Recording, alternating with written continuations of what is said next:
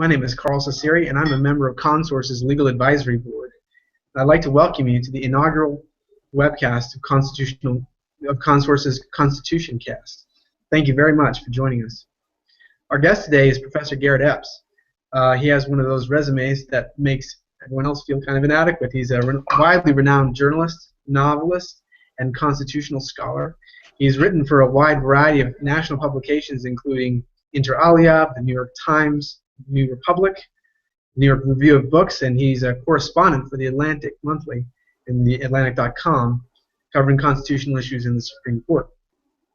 He's also written a number of scholarly articles on constitutional law, including several books, Wrong and Dangerous, Democracy Reborn, and To an Unknown God. The latter two were finalists for the American Bar Association Silver Gavel Award.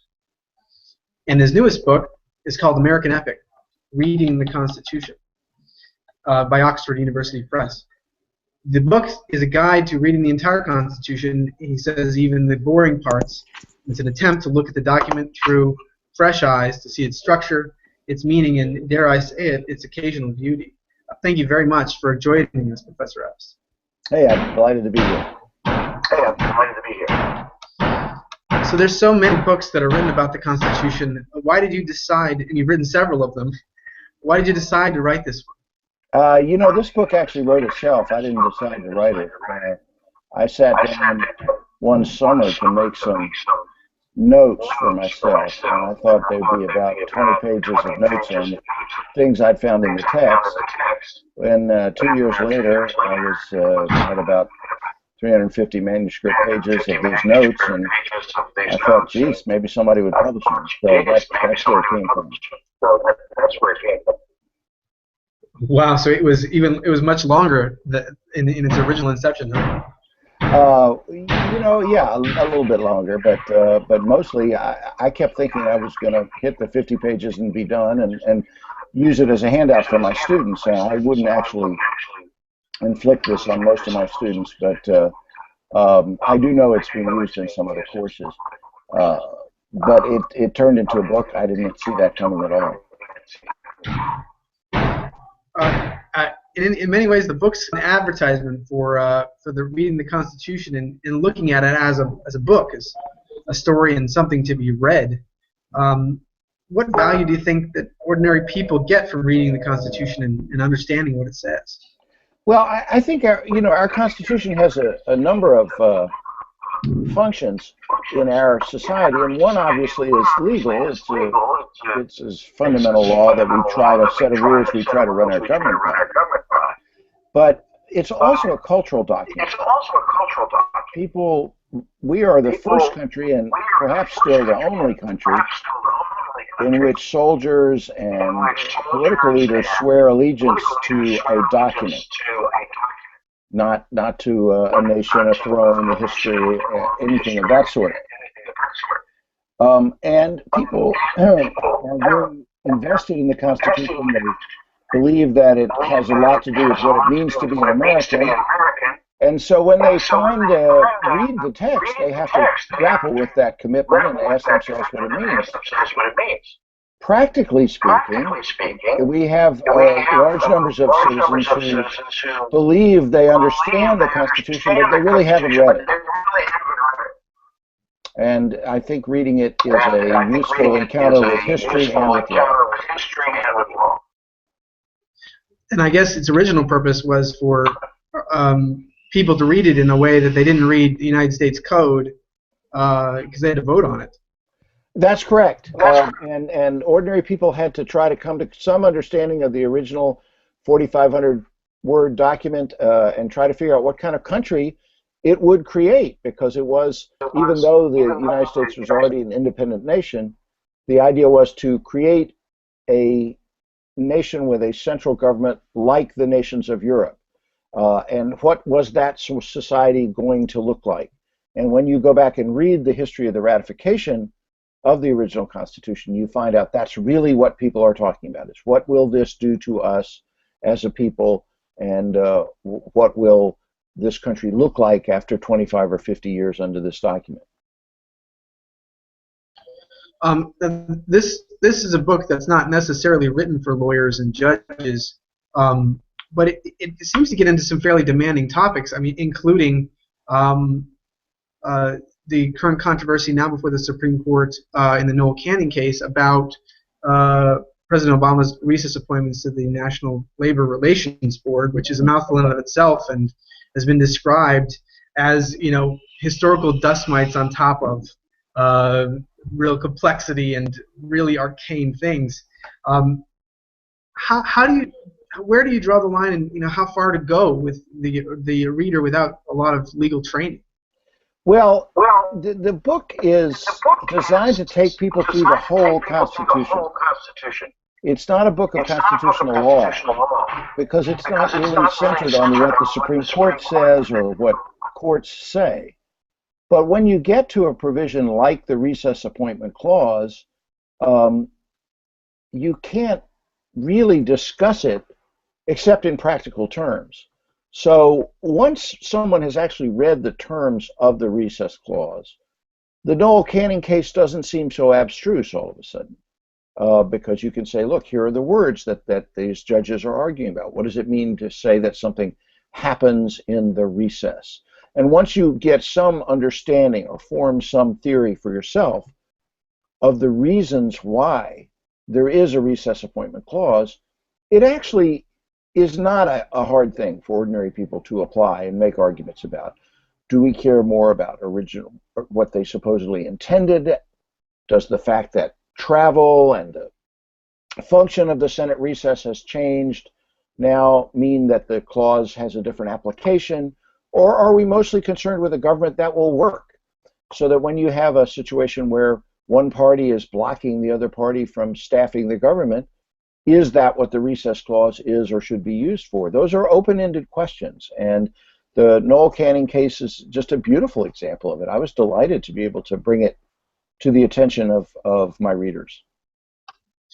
I think that's right, and even in your short summary, you really get into the real meat of the case, because when you read the briefs of the parties in that case, it's about what the definite article "the" means, yeah, and exactly.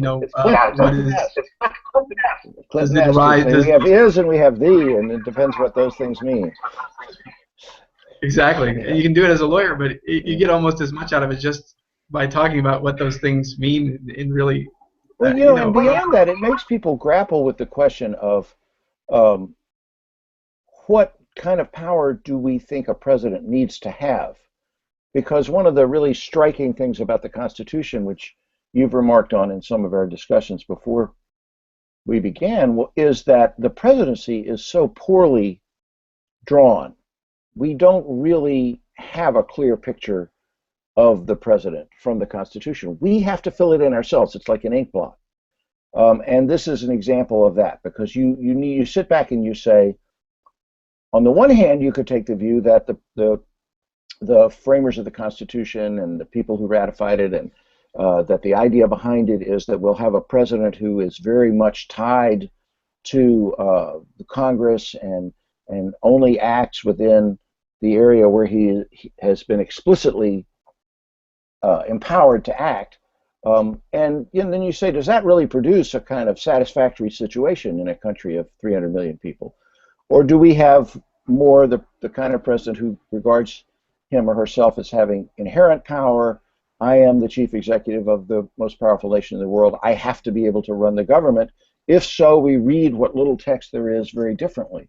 So it's almost, so many things that happen. I have a joke I tell my classes, which is, I have never seen an article that begins the following way. Constitutional law professors recently expressed concern that the nation's increasing peace, prosperity, and happiness are threatening the values of our fundamental Constitution. You only hear about con law professors when things are going badly. And this is a great example of something that is a mess that gives us at least a chance to understand some of the questions we face when we read the Constitution. Yeah, it was one of the really interesting things that struck out at me when I read your book. That you look at look at the Article 1 and you look at the legislature's very defined, very delineated, very carefully drawn powers. And that was an area of concern for the framers, and especially the anti-federalists were concerned about the expansion of national power. But they had a real great concern about expansion of the executive, the creation of an executive, someone who would command a standing army and could be a potential tyrant, a dictator. And all you really get there, describing most of his functions, is that he'll exercise the executive power. Why do you think that they were so expansive and kind of vague in an area where they were really concerned about what was going to happen? Well, I think there are two reasons. I think one is that the framers were explicit and careful in describing Congress because they understood how legislative bodies operated. Each colony had its own legislature or advisory body before the Revolution. Most of the colonies were run by state legislatures rather than strong executives during the years between 1776 and 1787. And they knew from studying Parliament where legislative bodies went wrong. So the assumption was that the federal legislature would be the center of the government. That's where the action was going to be, that was going to be the most powerful and important part of it. And they needed to set up some procedures and limits on that to make sure that it did not become tyrannical toward them, because they really were afraid of Parliament as much as of the king. There's a lot of rhetoric during the Revolution about how King George is trespassing on our rights, but everybody knew that the Parliament was really calling the shots. They were facing in Article 2 a task that no one had ever taken on before. They did not know how to do it, and that was to create a head of state, an elected head of state of a democratic country who would have enough power to run the country, but at the same time be limited by the law and not be a hereditary monarch. There was no model for them to follow. They didn't even know what to call it. As Akil Amar and others have pointed out, the term president for a chief of state, a head of state, that's the president of the United States is the first time that's ever been used. John Adams wanted to call the chief executive the governor. Others, they just didn't know. The term president was a very subordinate seeming term. A president was someone who was appointed usually by someone else at that time. So they had to create a name for it. Then they had to create a model. They had to create the powers. They didn't know exactly. They were a little worried about if we go too far one way, we end up with Cecere, and that's the term they would use. If we go too far the other way, we end up with what's happening in the states in 85 or 86, which is popular assemblies that are sort of running wild and won't respect the law and disregard the courts and disregard the rights of the minority. So they didn't know which way to err, one way or the other. And the other was, of course, fundamentally, they didn't agree. There were some people who really wanted a strong executive and others who didn't. So they did what groups of people do all the time, including Congress, which is they came up with some language they could all agree on that didn't really decide the question. And it was badly done. And we know that for a fact. And the way we know it was badly done is that within 2 years of the beginning of the Republic, the 2 years of the first Congress, they suddenly realized they'd forgotten to include in Article 2 whether the president could fire members of the cabinet or not. Great deal in there about how you appoint the members of the cabinet, but then there's just completely silent. And you had Congress, which included large numbers of people who had been at the Philadelphia Convention, immediately disagreeing, and they were in three categories. One group said, well, they're officers of the United States, therefore they're confirmed by the Senate, so they have to serve for life, just like federal judges. The second group said, no, they're appointed with the recommendation of the Senate, so they can only be removed with the recommendation of the Senate. The third group said, no, Madison was in this group, you just can't have a chief of government who can't remove his ministers, so the president has to have that removal power. But that's a pretty basic mistake to make. It's like, I'm trying to picture the first time Washington decided to dismiss a cabinet minister, and they said, Mr. President, dismiss him. No, we don't know how to do that. So they just didn't know what they were doing, and it's remarkable that their handiwork has survived this long. So when you get into delving into the original meaning of the executive power, you just find that there really may not be one, may not have been any sense. There is none. There's none. There's a lot of people improvising furiously, and sort of saying, "Pay no attention to that man behind the curtain." And a lot of our historical dialogue, our constitutional debate, is like that. Do you feel like others have said this, that they were a little bit mollified because they just had some confidence that Washington was going to be the first executive and he would probably be able to sail the ship straight, and we could kind of figure it out as we were going along?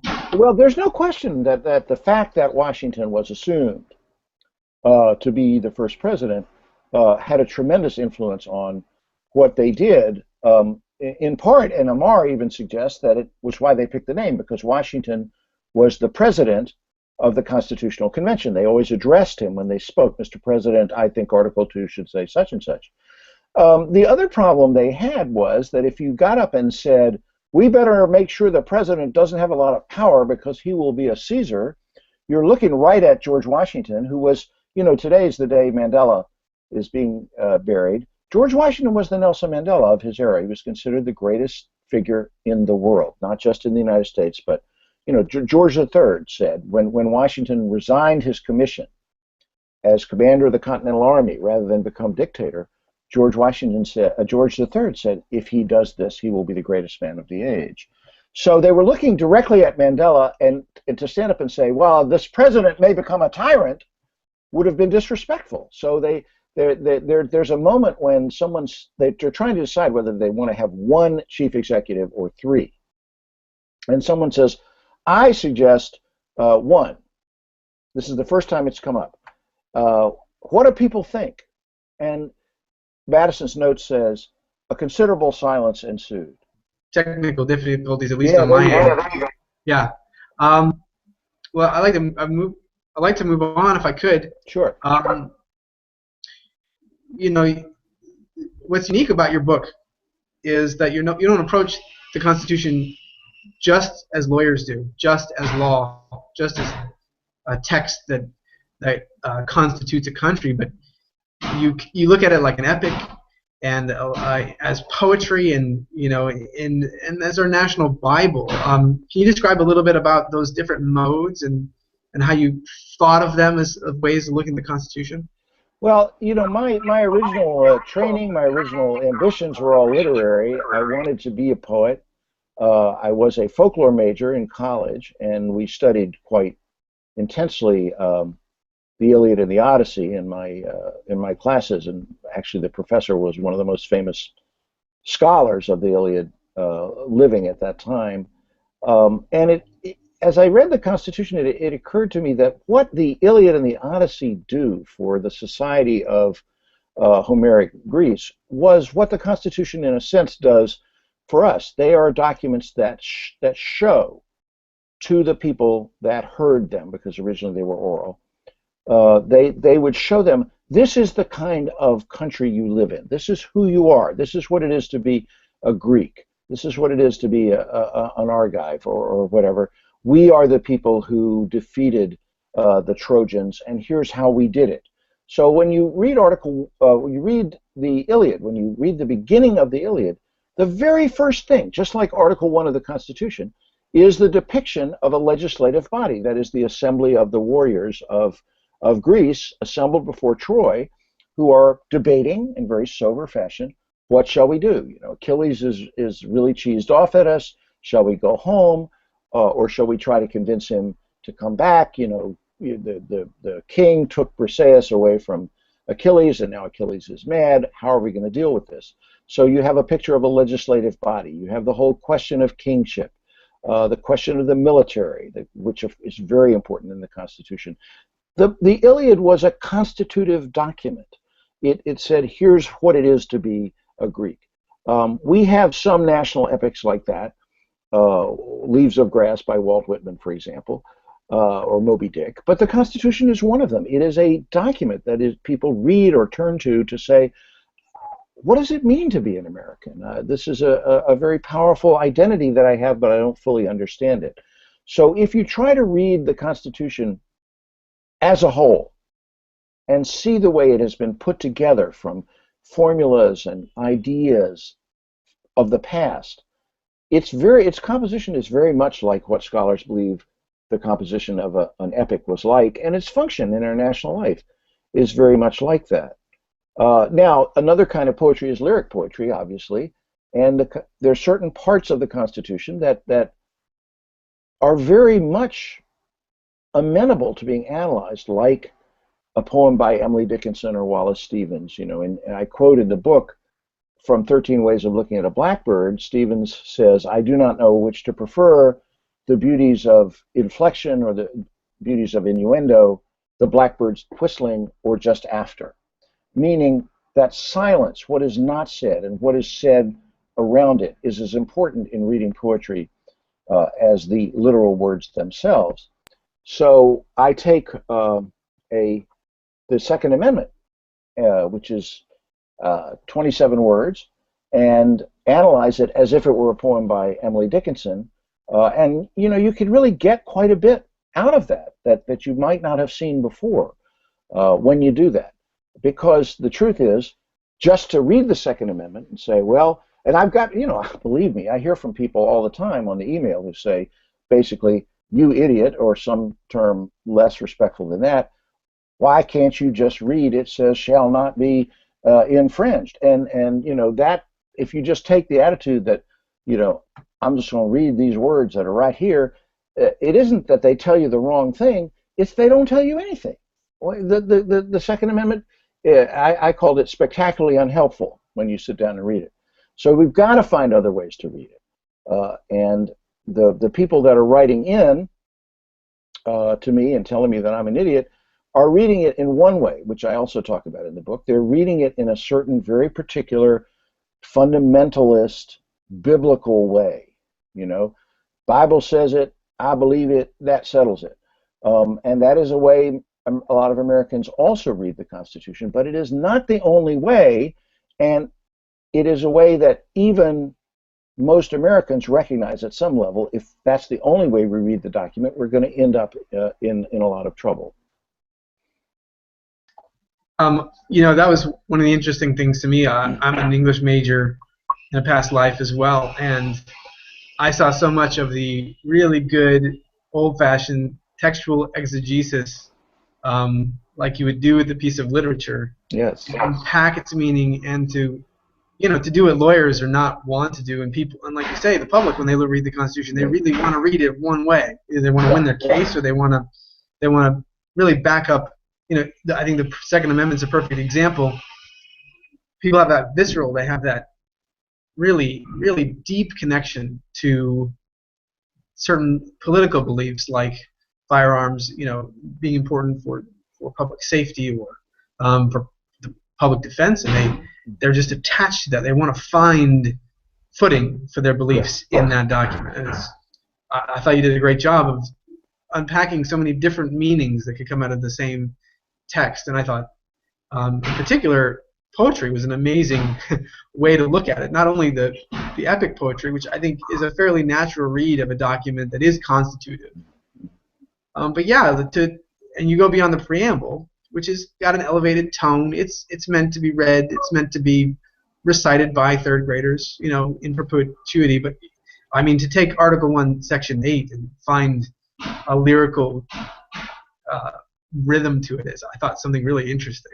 Well, see, I find Article 1, Section 8 the most powerful poem in the whole Constitution. Now, I will admit, frankly, to you, I didn't start out thinking that, because when you're introduced in law school to Article 1, Section 8, you go straight to, you go straight to Clause 3, and then you go within Clause 3, you go to the interstate commerce power, you know, because the commerce power is split up by lawyers into these three parts. And one of the things I say in the book is that the way we read Article 1, Section 8 is a little bit like another poem I use in the book is Howl by Allen Ginsberg, which begins, "I saw the best minds of my generation destroyed by madness, starving, hysterical, naked."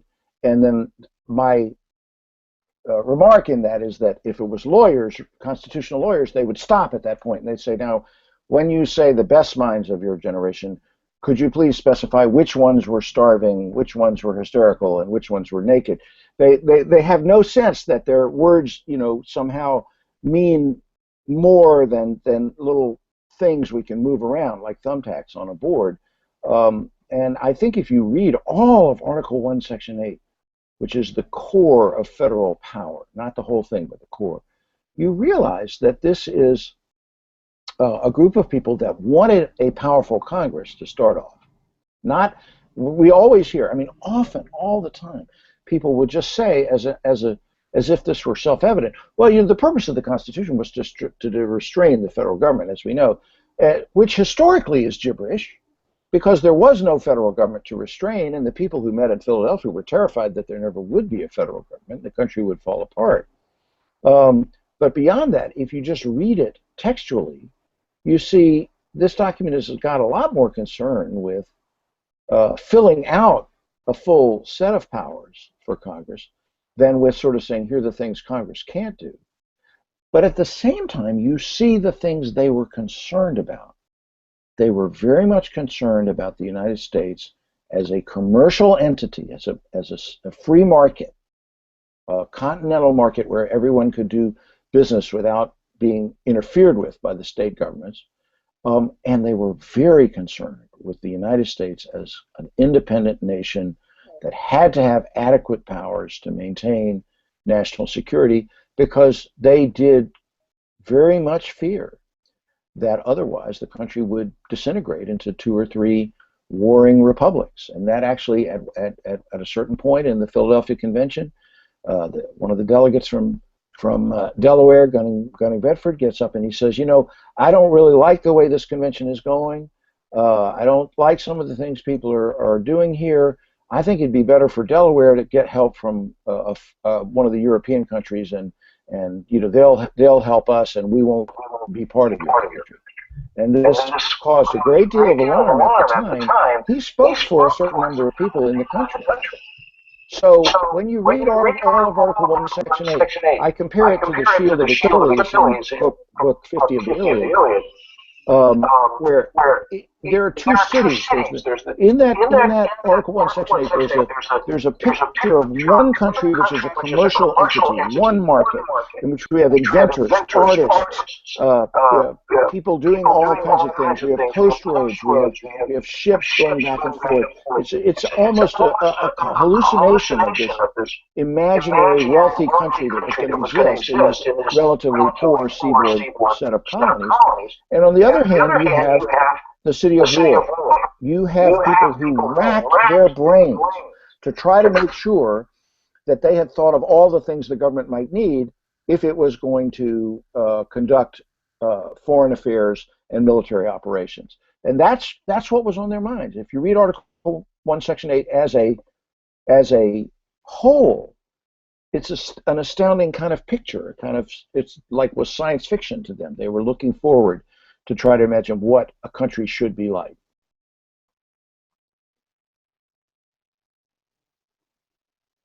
I've lost your audio again. Am I unmuted now? You are. Okay, I think I got my mute and my unmute mixed up for a second. Sorry about that. No problem. It's really one of the things that struck me about reading your Shield of Achilles example was that it was a set of powers written for future greatness. It really was meant to be an expansive and powerful country. They saw themselves not as they were, as the people that barely defeated the British by luck and happenstance, and the ability to get over certain ground and survive better than the other guy, and that they were going to become something very, very serious, very, very fast, and it's almost like they willed it into being. And I think that's right. That's an excellent way. Almost by force of personality. And remember, they were making a very important choice that people were conscious of when ratification came up. And today we have an ongoing debate in this country about whether one person or another person believes in American exceptionalism, right, so-called. And at that time, there was a debate about that as well. And there was one group of people in the colonies who said, we are a new start. We don't need the things that the countries of the old world had. We don't need these standing armies. We don't need strong defense. We don't need to have ambassadors. The American government refused to send ambassadors abroad because they thought that was royalistic. They called them ministers. We're an exception. And the other group, which was, the Madisons and Hamiltons at the time, said, that's all very well, but if we don't have an army, and if we don't have the capacity to borrow and spend money, and if we don't have the ability to make deals with binding treaties with foreign countries, it's not that we'll be a different kind of country. We won't be a country at all. We won't survive. Britain will come back, or France, or Spain will fall apart into a lot of petty little kingdoms, and the end will be much worse than the beginning. So there was an argument going on, and it's pretty explicit. What kind of country are we going to be? And in a weird way, the kind of visionaries were the people who were against the Constitution. They're saying we don't need that. We don't need a military. We don't need foreign relations. We don't need a president or ambassadors. I think history has shown that whether we like it or not, the Madisons and Hamiltons were correct. I wanted to ask you that. You read now the document more times than most probably ever have. What do you think of it as a whole? When you look at the whole thing, when you look at the sweep of the entirety of the document, what are your thoughts upon reading? Well, the main thing to remember is that it is like an epic in another way, which is that it undergoes change over time. New authors, new hands change it and edit it and rewrite it. And so I ran into a philosopher at a party the other day, and when you go to an academic party, people find out what your specialty is, and then they tell you everything there is about your specialty. So no one ever says, "Oh, tell me what you think." They were like, "Oh, you do the Constitution. Here's what you need to know." So this guy says to me, "Oh, the Constitution, yes, written in the 18th century. It is a great force against any form of social reform." And I said, "Well, that would be true if we lived under that Constitution, but we don't. We live under the contemporary Constitution." He goes, "Oh, I see. You think it's been changed by judicial interpretation?" I said, "No. It's been changed by the 12th, 13th, 14th, 15th, 16th, 17th, 19th, 24th, and 26th Amendments is what I mean. Have you read those?" And, he had to go get a drink at that point. But I do think that one of the things to be aware of is the sweep of history.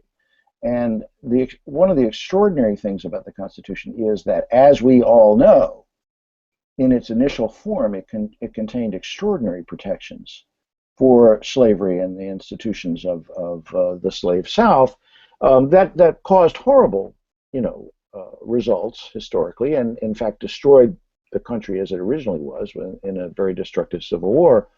But that through the process of amendment, it is now the case that the most important single value in the Constitution as amended is anti-slavery. That the 13th Amendment, which is beyond question, and reading the text of the 13th Amendment, read it several times, read it 4 or 5 times, you begin to realize this is different from anything else in this Constitution. It is because it is creating the world. It says, slavery shall not exist, right? Not the government shan't keep slaves, or no, the government won't help you keep slaves or anything. There is no slavery in the United States. Anyone who says there is a liar. We are creating a new world in which there is no slavery. And that's an extraordinary change that happens belatedly in the middle of the 19th century that we can actually, in some ways, take pride in, exactly as we feel some shame over the fact that the document was born in to some extent in concern for slavery. So the changes that have happened over time are extraordinary. As you read all the amendments, you go through the progressive era when in the 16th Amendment, when the people themselves demanded the power to tax their own incomes. It's almost unimaginable today. The 17th, when they said, we have had it with this corrupt way of choosing senators. And they demanded, and they succeeded in forcing the U.S. Senate to vote an amendment that basically abolished itself to replace itself with a new Senate chosen by the people. The 19th Amendment finally extending the vote to women and beginning a process of finding sex equality in the Constitution. These are extraordinary things, and each one represents a moment in history and a historical triumph for the American people, because with the exception of the 18th Amendment, which we repealed, it's the only one that was ever repealed, there really aren't many amendments that you look at and say, that was a dumb idea. The amendments really are improvements, and each one represents a popular struggle to get that improvement done. And it's a wonderfully inspiring part of the story that counterbalances some of the concerns we correctly feel about the 18th century origins of it. So you feel like it's kind of the arc of history, you're watching the arc of history kind of bend toward justice and I do. I think the ideas that are phrased in the Constitution that grow, that flourish, ideas like due process, equality, and so forth, they exercise a very powerful hold over the American imagination and take us in directions more often than not that are ones that we're glad we went in. To my mind, the most important statement of constitutional philosophy in the 20th century was actually made by a non-lawyer, was made by 26-year-old Martin Luther King Jr. At the Dexter Avenue Baptist Church in Montgomery when he stepped forward to volunteer to lead the Montgomery Improvement Association in the bus boycott that gave rise to the civil rights movement as we knew it. And he says, if we are wrong, then the Supreme Court of this nation is wrong. If we are wrong, the Constitution of this nation is wrong. If we are wrong, God Almighty is wrong. And the power that you can take from reading this document and seeing the positive values that are in it. We all know the things that are wrong with it, God knows. But the positive values that are in it that have taken root and grown over time, the power that an American can take, the strength of that notion of citizenship is a very important very important national characteristic that we have. It makes us confident and creative as citizens, and it's something I have a lot of faith in. Well, that's great, and I want to appreciate you. I want to thank you very much for taking the time to talk to us. I want to thank you also for this wonderful book. I do think it's a great way for people who don't necessarily have a lot of training to get a little bit of guidance on how to read the text and to have some great fun along the way. It really was a great read, and I really appreciate it. So. Well, thank you. I enjoyed talking to you. Well, thanks very much for joining us. And with that, we're going to sign off for today. Thanks very much, everybody. Bye-bye. Bye-bye. Bye-bye.